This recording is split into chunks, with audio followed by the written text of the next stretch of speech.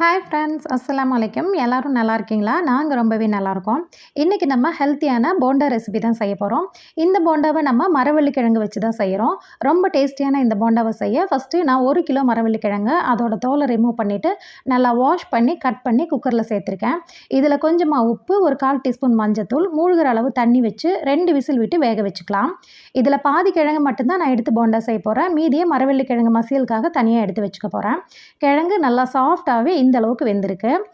இப்போ ஒரு பேன் வச்சுட்டு ஒரு 3 டேபிள் ஸ்பூன் போல் ஆயில் ஆட் பண்ணி அது சூடான உடனே ஒரு 1/4 டீஸ்பூன் போல் கடுகு, 1/4 டீஸ்பூன் சோம்பு பொரிய விட்டு மீடியம் சைஸில் ஒரு பெரிய வெங்காயத்தை பொடியாக கட் பண்ணி வச்சுருக்கேன். அதையும் சேர்த்துக்கலாம்.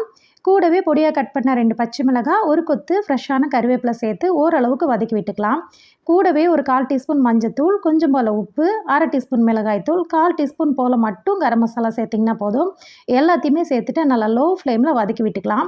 இது கூட நான் வேக வச்ச கிழங்குலேருந்து தேவையான கிழங்கை மட்டும் நல்லா கரண்டி வச்சு மசித்து அந்த நடுவில் இருக்கிற நாரை ரிமூவ் பண்ணி எடுத்து வச்சுருக்கேன். அதையுமே இப்போ நம்ம உள்ளே சேர்த்துடலாம். சேர்த்துட்டு அந்த மசாலா இந்த கிழங்கு கூட எல்லா பக்கமும் பிடிக்கிற மாதிரி நல்லா மிக்ஸ் பண்ணி விட்டுக்கலாம். ஃபைனலாக கொஞ்சமாக மல்லி இலை சேர்த்துட்டு உப்பு காரம் செக் பண்ணிவிட்டு ஸ்டவ் ஆஃப் பண்ணி விட்டுறலாம். இப்போ இது நல்லா ஆறட்டும்.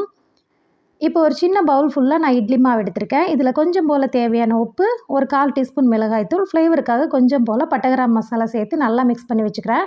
ஆல்ரெடி இட்லி மாவில் நீங்கள் உப்பு சேர்த்துருந்தீங்கன்னா நீங்கள் சேர்க்க தேவையில்லை. இப்போ நல்லா மிக்ஸ் பண்ணி வச்சுட்டு நம்ம கிழங்கு இப்போ நல்லா ஆறி வந்திருக்கு. இதில் நமக்கு என்ன சைஸு என்ன ஷேப் வேணுமோ நான் போண்டா சைஸ்க்கு எடுத்துக்கிறேன்.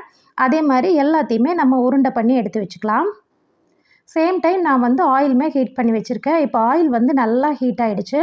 இப்போ நம்ம ஒவ்வொரு உருண்டையாக எடுத்து மாவில் நல்லா டிப் பண்ணி ஆயிலில் ஃப்ரை பண்ணிக்கலாம். மீடியம் ஃப்ளேம்லேயே வச்சு ஃப்ரை பண்ணுங்கள். நல்லா கோல்டன் ப்ரௌன் கலர் வந்த உடனே நம்ம போண்டாக்கெல்லாம் ரெடி ஆகிடும். உடனே நம்ம வெளியே எடுத்துடலாம்.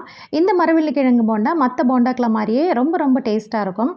சட்னியே தேவையில்லை, அப்படியே சாப்பிட்லாம். சீசன் இருக்கும்போது இப்படி டிஃப்ரெண்ட்டாக ட்ரை பண்ணி பாருங்கள். இந்த ரெசிபி உங்கள் எல்லாருக்குமே கண்டிப்பாக பிடிச்சிருக்கும்னு நினைக்கிறேன். இதுபோல் டேஸ்டியான ரெசிபிஸ்க்கு நம்ம சேனல் ஆஹா வேர்ல்டை புதுசாக பார்க்குறவங்க நம்ம சேனலை சப்ஸ்கிரைப் பண்ணிடுங்க.